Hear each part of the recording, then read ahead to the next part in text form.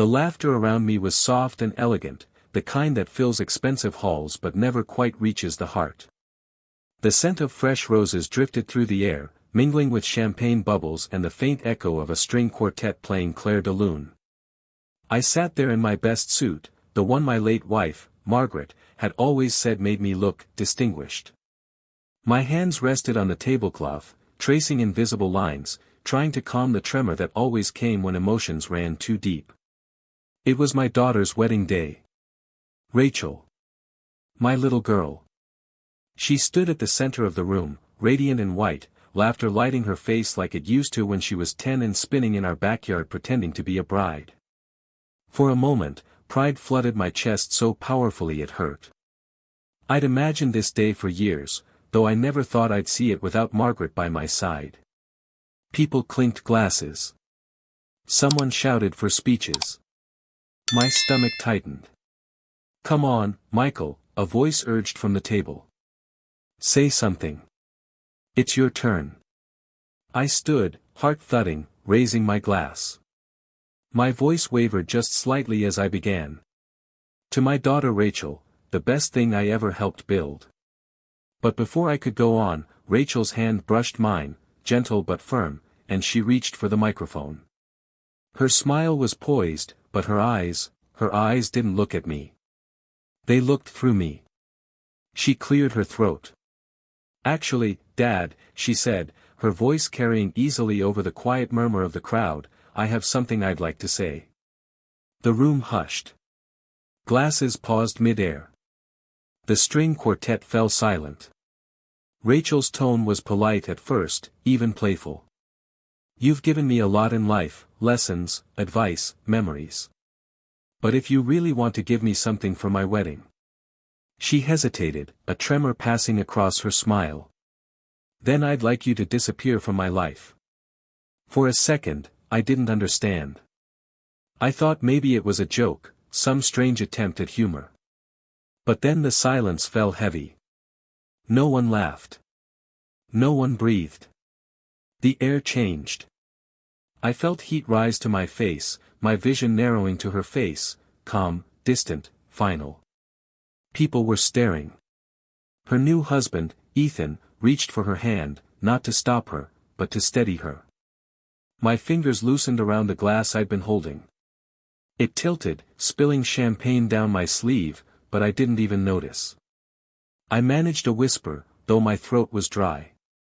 "Rachel, what are you saying?" She didn't answer. She just looked away, at Ethan, at her guests, at anyone but me.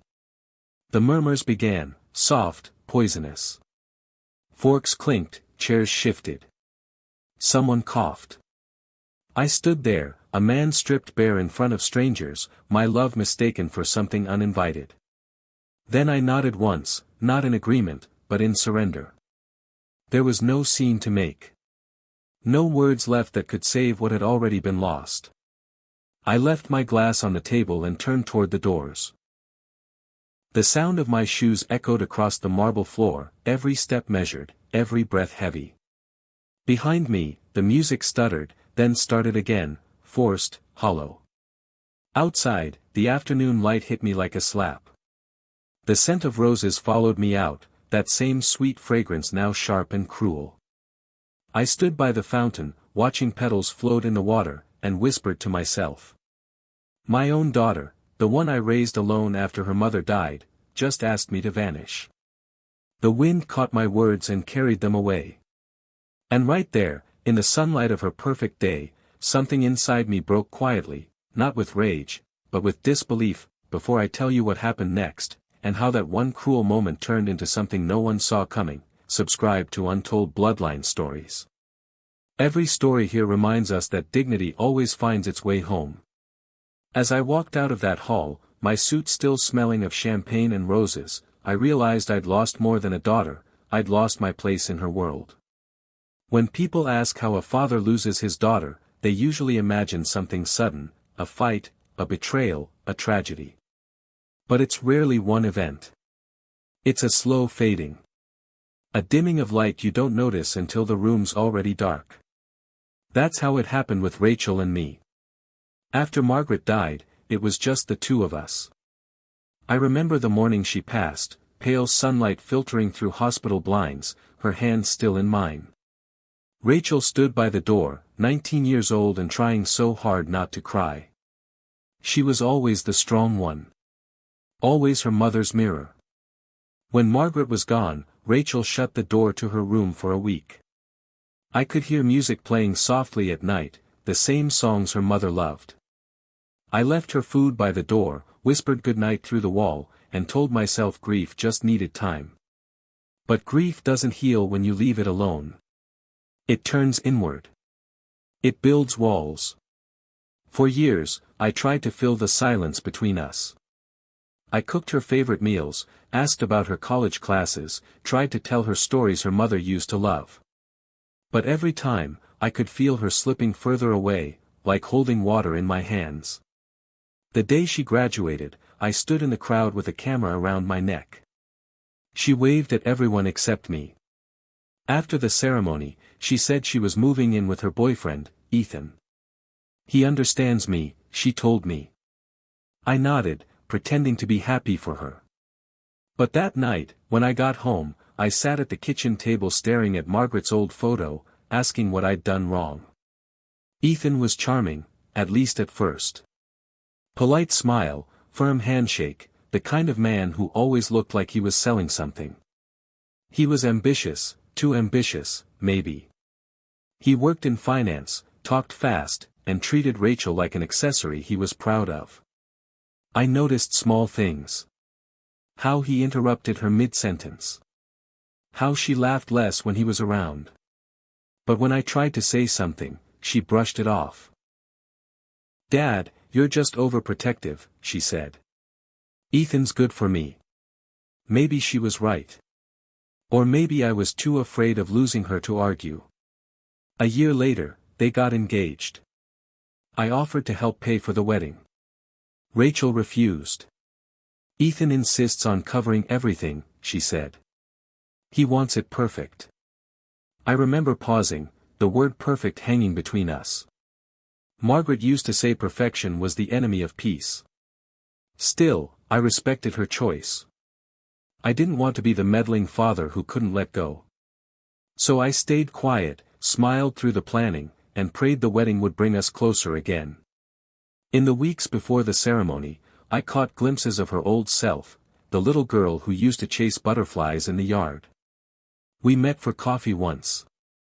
She was distracted, scrolling through messages, but she smiled when I mentioned her mother's name. For a brief second, I saw warmth in her eyes again.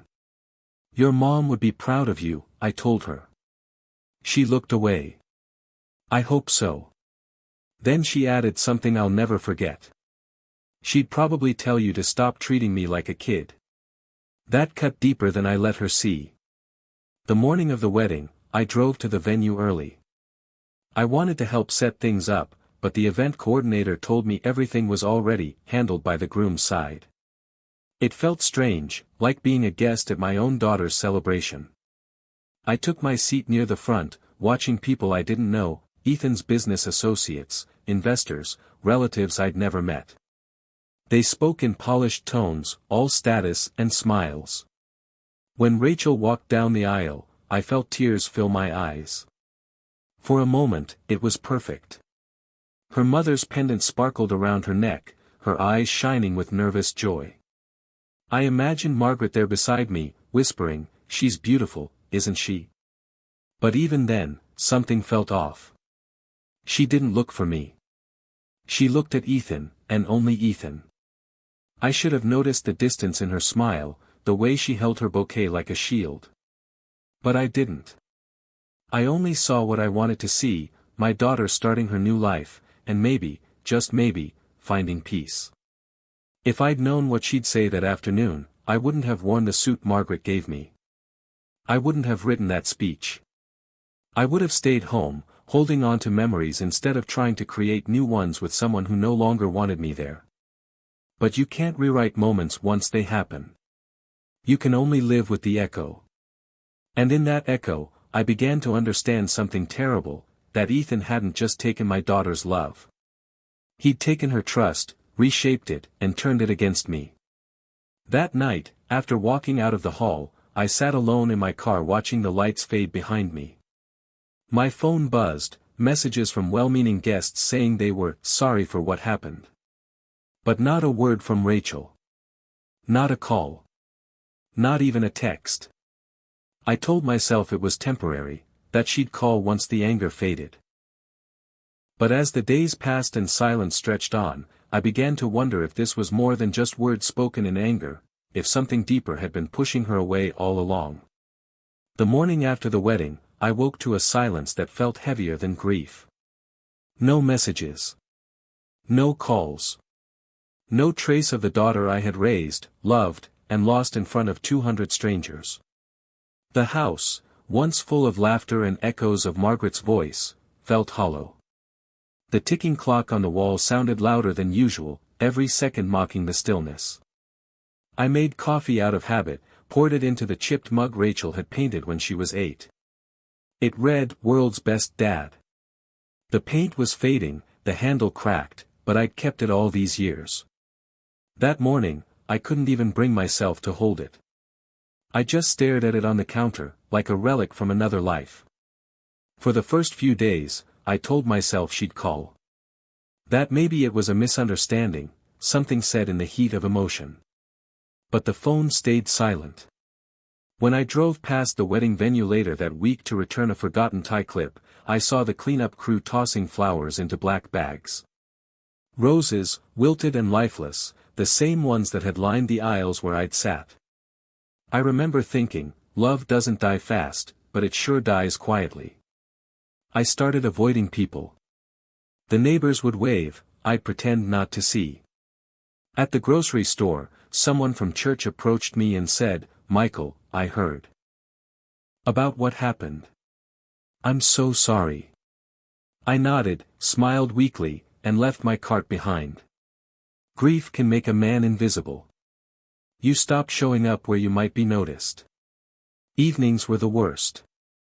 That's when I'd sit at my desk, looking through old family photos, Rachel in pigtails, Margaret holding her by the shoulders, sunlight catching in their hair. I kept replaying memories, trying to spot the moment when everything began to fall apart. Sometimes I'd whisper out loud, "Where did I lose you, kiddo?" But the only answer was the creak of the old floorboards and the hum of the fridge. One night, I decided to write her a letter. Not to accuse her or demand anything, just to speak from the heart. Rachel, I don't understand what happened that day. Maybe I embarrassed you, or maybe you're angry for things I didn't see. But whatever it is, please know I never meant to hurt you. Your mother would have wanted us to stay close. I would give you anything, except my love, because that's not something I can give or take away. It's just there. Always has been. Always will be. I folded it neatly, placed it in an envelope, and left it by the front door. But I never mailed it. I couldn't. Because some part of me knew she wouldn't read it. Instead, I began to drive. Every few days, I'd take the truck out and just go, no destination, no plan. I'd end up at diners off the highway, eating eggs I didn't taste, listening to the chatter of strangers whose lives still made sense. Sometimes I'd park outside the old family home, the one Margaret and I had built together, brick by brick. The one I'd sold after her death because the memories were too heavy. Now it had new owners, and, as I later learned, Rachel was trying to buy it back with Ethan. I remember sitting across the street one evening, watching lights flicker inside the windows. I could see a realtor's car in the driveway. My chest tightened as the realization sank in, Rachel didn't just want distance. She wanted to rewrite history, to reclaim her life without the parts of me in it. That night, I slept in my truck outside that house, dreaming of the past like it was a crime scene. When morning came, I decided something had to change. I couldn't keep haunting the edges of my own life. So I packed a small suitcase, a few shirts, Margaret's old locket, a handful of photos, and locked the door behind me. I didn't leave out of spite. I left because staying had started to feel like punishment. I drove west, toward the mountains. The road stretched out like a lifeline, the horizon endless. I found a small cabin near a lake, just enough space for one person and 1,000 thoughts. At first, I thought I'd feel peace out there. But peace doesn't come easy to a man still asking, why? Every night, I'd hear the wind against the windows, and every time, it sounded like Margaret whispering, "You did your best." But I didn't believe her. Not yet. Then, one evening, maybe 3 months after the wedding, I got a letter. Not from Rachel. From an old friend of Margaret's, a woman named Helen Cooper, who'd worked with her in real estate years ago. The letter was brief but enough to stir something inside me. "Michael, I know this is painful, but you need to hear this from me before it reaches you another way. There's been talk, about Ethan, about Rachel, and about how your wife's estate was handled. I think something's not right. Call me." I read it twice, then a third time. The air felt colder suddenly, my stomach tightening. For months, I had blamed grief, time, and misunderstanding for Rachel's distance. But now there was a new possibility, one that chilled me to the bone. What if her cruelty wasn't born from resentment, but manipulation? I sat back in my chair, staring at the lake outside the cabin window, the surface still and dark. For the first time in months, I felt anger, not the kind that explodes, but the quiet kind that steadies your hands and sharpens your mind. I thought I'd lost my daughter to grief. But the truth was far worse. And when I finally uncovered what really happened, I realized someone had stolen more than just her love. They'd stolen everything I'd built my life around. The next morning, I called Helen. Her voice came through the phone, older but steady, the kind of voice that carried weight even after years of silence. "Michael," she said softly, "I wasn't sure if I should tell you. But after what I've heard, you deserve to know." Her words came slow, deliberate, each one tightening a knot in my chest. She told me she'd been approached months earlier by a man, Ethan, my son-in-law, about some of Margaret's old investment files. The ones tied to her art collection and the small property she'd inherited before she died. According to Helen, Ethan had asked questions that didn't make sense for someone outside the family. He'd wanted details on the ownership documents, appraisals, transfer rights, things Rachel never would have known how to ask about. At first, Helen thought he was just helping me organize the estate. But when she mentioned that, Ethan smiled and said, "Oh, Michael won't be handling those anymore." I froze. "What do you mean, won't be handling?" I asked her. Helen sighed. "That's what I wanted to talk to you about. He showed me legal papers, claiming that you'd signed over power of attorney to Rachel before Margaret passed. That you'd declared yourself unfit to manage finances." The words made my stomach turn. "That never happened." Helen continued, "I knew something was wrong when I saw your signature. It didn't match. I compared it to the mortgage records we filed years ago, and it was forged, Michael. Clean, but forged." I sat there in silence, the phone pressed against my ear, the sound of my heartbeat louder than her voice. She went on to explain how, after Margaret's passing, Ethan and Rachel had quietly transferred several of the estate's assets, including a set of rare paintings Margaret and I bought on our anniversary trip to Paris, into a new account under Rachel's name.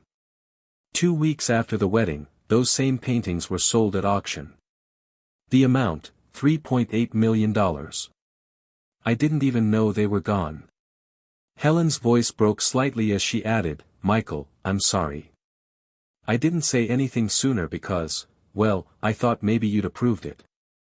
But when I heard about what happened at the wedding, I couldn't stay quiet." I hung up and sat there for a long time, staring at the lake outside the cabin. My reflection looked older than I remembered, like every truth I'd ignored had added another wrinkle, another shadow. Ethan hadn't just manipulated Rachel, he'd stolen from me. From Margaret's memory. From everything I'd worked a lifetime to build. For years, I'd been teaching students about integrity, about the consequences of dishonesty. Yet here I was, blindsided in my own home by someone who wore a smile like armor. It took 2 days before I called a lawyer. His name was Frank Peterson, a quiet, meticulous man who'd handled my retirement paperwork years earlier. I explained everything. He listened without interrupting, jotting notes on a yellow pad. When I finished, he looked up and said calmly, "Mr. Thornton, if what you're saying checks out, this isn't just inheritance fraud, it's identity falsification, embezzlement, and document forgery." He asked me to bring every file I had, Margaret's will, bank statements, appraisal records, anything. I spent the next week digging through boxes, tracing every missing piece of my life. When Frank compared the signatures, he confirmed what Helen had suspected. The power of attorney document had been altered digitally, then reprinted with a forged signature. Even the notary stamp was fake. But what broke me wasn't the forgery, it was the witness name. Listed there, in ink that looked heartbreakingly real, was Rachel Thornton. My daughter. I remember setting the paper down slowly, as if it might burn my hands. Frank tried to be careful with his words. "It's possible she didn't know, Mr. Thornton. Sometimes these things are signed under pressure or misunderstanding." But I wasn't naive. The signature was too perfect. Too deliberate. I left his office and drove until nightfall, not even realizing where I was heading. I ended up outside the old family home again. The one Rachel and Ethan had been trying to buy back. Through the window, I could see movers carrying boxes. The realtor's car was gone. A light was on in what used to be Rachel's old room. That's when I knew, the sale had gone through. They'd done it. They'd taken everything, even the place where Margaret's laughter still lived in the walls. I parked down the street and sat there in the dark, headlights off. Part of me wanted to march to that door and demand answers. But another part, the quiet, tired part, told me to wait. Because this wasn't just about anger anymore. It was about truth. And truth, once exposed, doesn't need shouting. It just needs patience. Over the next few weeks, Frank gathered more evidence, bank transfers, emails, sale records from the auction house. Each new document felt like a knife twisting deeper. It became clear that Ethan had orchestrated everything, convincing Rachel to sign papers she barely understood, using charm and fear in equal measure. He'd told her I was losing it, that I'd been mismanaging money, that I wanted to ruin her financially before she got married. He'd painted me as the villain, and she'd believed him. The worst part? There were text messages. Frank printed them out, slid the pages across the desk. I read every word, my eyes burning. "Ethan, he's too sentimental for his own good. Once he's out of the picture, we can rebuild everything properly. Rachel, he won't understand. He'll think I'm betraying him. Ethan, then let him. It's the only way to move forward." Those words, "let him," echoed in my mind like a curse. By the end of that meeting, Frank looked at me with quiet resolve. "Mr. Thornton, we can take this to court. You have enough evidence to win." But I didn't answer right away. Because even if I won legally, I'd still lose the one thing no verdict could restore, my daughter's trust. That night, sitting by the lake, I held one of Margaret's old photo frames, the three of us smiling, sunlight pouring over our faces. And I made a decision. I wasn't going to destroy Rachel to expose Ethan. But I was going to make sure the truth found its way to her, no matter what it cost me. Justice can't heal every wound, but truth has a way of finding light, even through the cracks. I didn't know it yet, but exposing Ethan would cost me more than I'd planned, and give me back something I thought I'd lost forever. It took me another 2 weeks before I could bring myself to see Rachel again. Not because I was afraid of her reaction, but because I needed to steady myself, to make sure I wasn't walking in there with vengeance instead of truth. Frank had already prepared the documents, the forged power of attorney, the auction records, the bank statements. Everything Ethan had hidden was now in black and white. But proof, I'd learned, doesn't fix broken love. It only exposes what broke it. I decided to go alone. It was a gray, cold evening when I drove back to the city.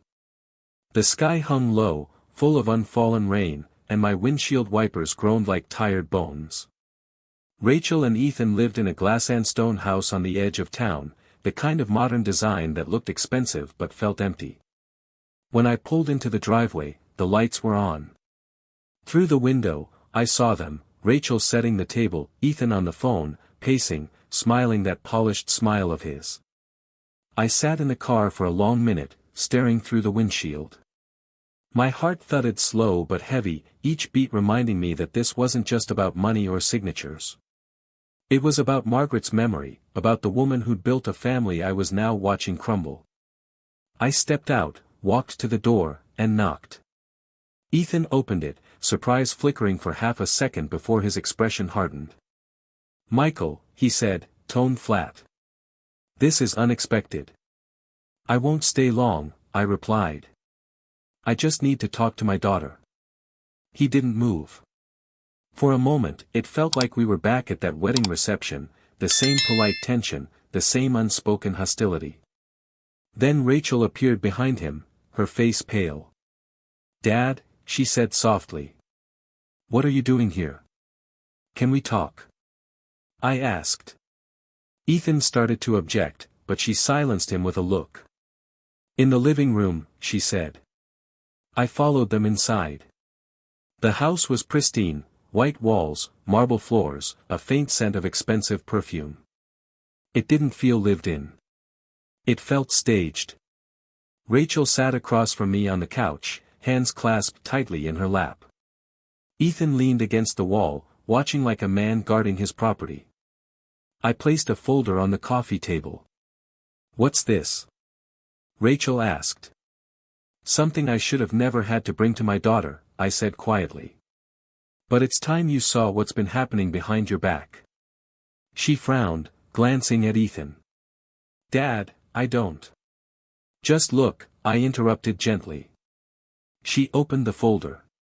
Inside were copies of the forged power of attorney, the forged signature, and a summary of the financial transfers. Her hands began to tremble before she even reached the emails. "Where did you get this?" she whispered. "From people who cared enough to tell me the truth," I said. "Helen Cooper. And my lawyer. Everything in there has been verified." Ethan straightened up. "Michael, this is absurd. You're misinterpreting paperwork. Those were authorized transactions." I turned to him, calm but cold. "Authorized by whom? The man who signed my name? Or the woman who thought she was signing a tax form when she was giving away her mother's legacy?" Rachel looked between us, confusion and fear mixing in her eyes. "Ethan, what is he talking about?" He smirked, a crack of arrogance showing through his mask. "Rachel, he's trying to turn you against me. Don't let him manipulate you. He's been unstable since your mother died. Everyone knows it." That word, unstable, snapped something inside me. I leaned forward, voice low but steady. "Don't you dare use her death to justify your greed. You've been stealing from this family piece by piece while smiling in my face. And you've been using Rachel's grief as your weapon." Rachel's breathing quickened. "Ethan, is this true?" He hesitated. "Too long." She stood, clutching the papers, her voice trembling. "Did you forge his signature?" Ethan's jaw tightened. It was just to streamline things. He was confused. "I was protecting you." "Protecting me?" she shouted. "By lying? By humiliating my father in front of everyone?" Her words broke, her voice cracking under the weight of realization. I didn't move. I just watched as the truth finally tore through the illusion. Ethan's tone hardened. "Enough. You wouldn't have any of this without me. I built this life for us. He was holding you back." Rachel backed away from him. "You built it on lies, Ethan." He laughed, cold, sharp. "You think you're innocent? You signed the documents too. You're as deep in this as I am. That silence afterward was suffocating. The kind that makes every second feel like a scream. Finally, Rachel turned to me, her eyes full of tears. Dad, I didn't know. I swear to you, I didn't know what I was signing. He said it was routine. I thought you wanted me to handle the estate because you were. Because I was old. I asked softly. She nodded, ashamed. Ethan tried to step closer, but she pushed him away. The folder slipped from her hands, papers scattering across the marble floor. It felt like time froze. Then Rachel picked up one of the documents, the auction receipt for Margaret's paintings, and looked at me with horror. You trusted me with these, she whispered. Mom's favorites. I didn't have the heart to answer. Instead, I pulled a small envelope from my coat pocket and set it on the table. Inside was a photograph, Rachel as a child, covered in paint, grinning beside Margaret in the garden. She used to say you had her hands, I said quietly. The hands of a creator. Not a destroyer. Tears streamed down Rachel's face. Ethan reached for her arm, but she jerked away. Get out, she said through clenched teeth. Rachel, don't. Get out. He hesitated again, but the fury in her voice left no room for argument. He grabbed his keys, muttered something under his breath, and stormed out. The door slammed hard enough to shake the walls. Rachel sank to the floor, shoulders shaking. I wanted to comfort her, but I didn't move. Some distances can't be crossed too soon. After a long silence, she looked up at me. Dad, she said, her voice breaking, I don't deserve your forgiveness. No, I said quietly. But you deserve the truth. That's where forgiveness begins. The next few weeks moved fast. Lawyers, police, hearings, all handled quietly. Ethan was arrested for fraud and document forgery. The money was traced, and though most of it was gone, what remained was returned. Rachel cooperated fully. Every time she had to testify, she trembled but never faltered. The day he was sentenced, she sat beside me in court. We didn't speak, but when the verdict was read, 5 years in federal prison, she reached for my hand. I didn't pull away. Outside the courthouse, she turned to me. I'm so sorry, Dad. I nodded, my throat too tight for words. Justice doesn't fix what's broken between a father and his child, but it gives you a place to start rebuilding. For Rachel and me, that moment didn't end the pain, it just cleared the fog so we could finally see each other again. After the court hearings ended and the reporters moved on to newer stories, silence returned, not the cold, punishing kind from before, but the stillness that follows a storm. Rachel had moved out of the house she once shared with Ethan. The bank had repossessed most of it, but she didn't fight to keep it. She said it felt poisoned, like living in someone else's lie. She rented a small townhouse on the edge of town and started working at a local art studio. It wasn't glamorous, but it was hers. The first few weeks after the trial, she called every evening. At first, the conversations were awkward, long pauses, half-formed apologies, the sound of someone trying to breathe underwater. Dad, she'd say quietly, I don't know where to start. Start anywhere, I'd tell her. The rest will follow. And slowly, it did. We didn't talk about Ethan much. When his name came up, she'd changed the subject, and I never pushed. There was no need to reopen wounds still stitching themselves shut. Instead, we talked about her students, the projects at the studio, the art shows she was helping organize. She began painting again, something she hadn't done since her mother passed. One evening, she brought over one of her canvases. It was abstract, shades of blue and gray, streaks of gold cutting through the center like cracks filled with light. It's called Repair, she said. I looked at it for a long time before answering. It's beautiful. Painful, but beautiful. She smiled faintly. Kind of like us. Time, I've learned, doesn't erase pain, it reshapes it. The sharp edge is dull, but the weight remains. You just learn to carry it better. Rachel and I started meeting every Sunday. Sometimes we'd walk by the lake near my cabin, sometimes we'd cook dinner together, simple meals, mostly her mother's recipes. The first time she made Margaret's apple pie again, she cried halfway through mixing the filling. I didn't say a word. I just placed my hand over hers until she steadied. Those moments, the quiet, unspoken ones, were what healed us. Not the apologies, not the explanations, but the simple act of showing up. One day, about 3 months after Ethan's sentencing, Rachel showed up at my cabin earlier than usual. She was holding something behind her back. "What's that?" I asked. She smiled nervously. "A peace offering." It was the photo I'd left on her table the night of the confrontation, the one of her and Margaret in the garden. She'd reframed it, this time adding a small brass plaque at the bottom that read, "For the hands that rebuild." She set it on the mantel beside my wedding photo. For a long while, neither of us spoke. Finally, she said, "I've been thinking a lot about Mom. About what she'd say if she saw all this." I glanced at the photo.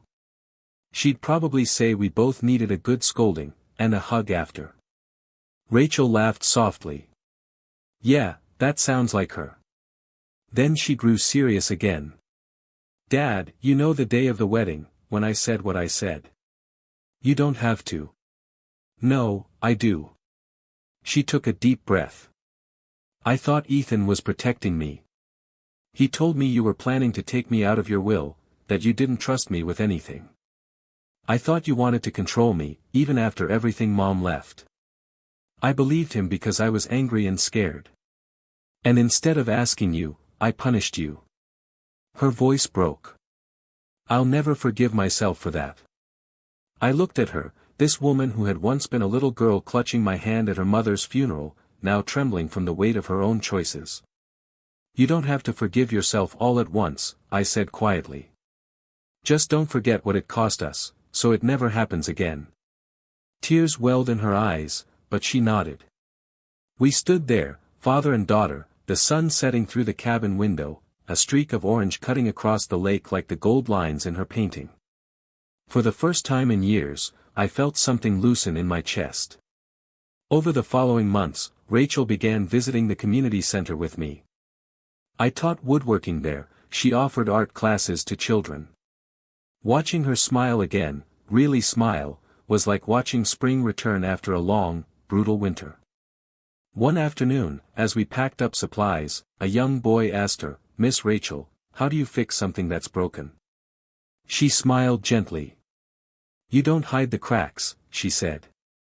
"You fill them with something stronger." When she said that, she glanced at me. Our eyes met, and I knew she wasn't just talking about art. By late summer, the lake was calm again, the same stillness that once felt suffocating now felt like peace. Rachel came by one evening with a small box. Inside was a necklace, Margaret's locket. She opened it, and inside was a tiny photo of the three of us. "I kept this after the estate was settled," she said. "But I think it's yours, Dad. It started with you." I shook my head. "No. It's for you. It should stay with the person who remembers both of us." She closed it carefully, as though holding something sacred. Then she whispered, "I remember everything now." If stories like this remind you that truth and love can survive even the hardest storms, subscribe to Untold Bloodline Stories. Every story here proves that dignity, once tested, can still find its way home. That night, as she drove away, I stood on the porch watching her tail lights fade down the road. I thought about everything we'd lost, money, trust, time, and everything we'd managed to rebuild. It wasn't perfect. It never would be. But it was real. And for a man who'd once been told to disappear, that was more than enough. Transition. I thought that was where our story ended, father and daughter finding peace after betrayal. But a year later, when I least expected it, Rachel showed me something that reminded me forgiveness isn't the end of a story. It's the beginning of a new one. A full year passed before I realized the story wasn't over. Healing doesn't announce itself, it creeps in quietly, disguised as ordinary days. By the following spring, Rachel had found her footing again. She'd opened her own small art gallery downtown, nothing extravagant, just a converted storefront with white walls, good light, and a hand-painted sign that read, Margaret's Place. When she invited me to the opening, I hesitated at first. Crowds still made me uneasy, and part of me wasn't sure I belonged in the center of her new world. But when she called the night before and said, "Dad, it won't be right without you," I knew I had to go. The gallery smelled of fresh paint and hope. Each wall carried a story, children's art from her classes, pieces she'd made during therapy, and one large canvas at the back, a field of wildflowers painted in soft, trembling brushstrokes. It was titled, The Day After. Underneath, a small card read, "Dedicated to the man who taught me that love doesn't disappear, it endures." I stood there for a long moment, reading those words until they blurred through my tears. Rachel came up beside me and slipped her arm through mine. "It's the first painting I made after court," she said quietly. "It's not about loss anymore. It's about everything that came after." I looked at her, older now, but softer too. Not the girl who told me to disappear, but the woman who had learned what absence truly meant. "I think your mother would be proud," I said. She smiled. "You always say that." "Because it's always true." Life settled into something that finally resembled peace. Every Sunday, Rachel and I shared dinner, simple meals, full of laughter again. The bitterness had faded, replaced by understanding. We talked sometimes about Ethan, not in anger, but with the distant tone people use when discussing a closed chapter. She'd written him a letter while he was still in prison, not to forgive him, but to release the weight. "He can't undo what he did," she told me. "But I won't let him keep owning my life." I nodded. "That's how you win, Rachel. You live better than the pain he caused." One evening, as summer stretched into fall, Rachel stopped by with a small wooden box. "What's this?" I asked. "Something I've been working on. A commission from one of my art students. She wanted a piece about family legacies. I couldn't sell it without showing you first." Inside the box was a handcrafted sculpture, a simple tree carved from oak, its branches spreading outward. In the center, a single word etched in gold, resilience. I traced my finger over the carving, feeling the grain beneath the letters. "This is beautiful." She shrugged modestly. "You said once that love's not about holding on. It's about standing strong, even when everything else falls apart." I met her gaze and smiled. "I said that?" She laughed. "You say a lot of things worth remembering, Dad." For the first time in years, I saw peace in her, not the fragile kind that comes from pretending, but the kind built from surviving. That night, after she left, I sat on the porch watching the last light fade across the lake. The world was quiet, the kind of quiet that used to ache, but now felt like home. I thought of Margaret. Her laughter. Her steadiness. The way she told me, on her last good day, "Promise me you'll keep loving her, even when it hurts." I had kept that promise, though it nearly broke me. Now, looking back, I understood something I hadn't before. Love doesn't vanish when it's rejected. It waits, patient, unwavering, until the truth catches up. Maybe that's what forgiveness really is. Not forgetting. Not excusing. But letting the heart breathe again. Months later, Rachel called me one morning, her voice bright. "Dad, I have news," she said. "The gallery's expanding, and I want you to help design the new space. You were always good with structure." I laughed. "Structure I can handle. Emotions? Not so much." "Then I'll handle those," she teased. We spent the next few weeks sketching layouts together, just like old times. It felt like closing a circle that had once been shattered. One afternoon, as we stood inside the empty new space, sunlight spilling through dusty windows, she turned to me and said, "You know, I never thanked you properly." "For what?" "For not giving up on me." I smiled faintly. "It wasn't easy." "I know," she said. "But you did. And because of that, I get to have this life." She paused, her eyes glistening. "You're the gift, Dad. Not the one I asked for, but the one I needed." I didn't have words for that. I just nodded, swallowing the lump in my throat. That night, as I locked up the gallery, I caught my reflection in the glass door, older, grayer, but lighter somehow. I realized that, for the first time in years, I didn't feel like a ghost in my own story. Margaret's pendant hung around Rachel's neck again. The house we lost had been replaced by something stronger, a bond rebuilt, not inherited.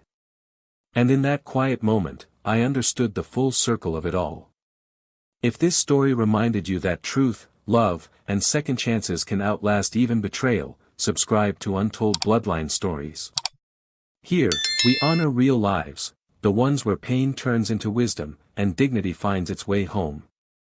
The stars came out one by one. I looked up and whispered, "We did it, Maggie."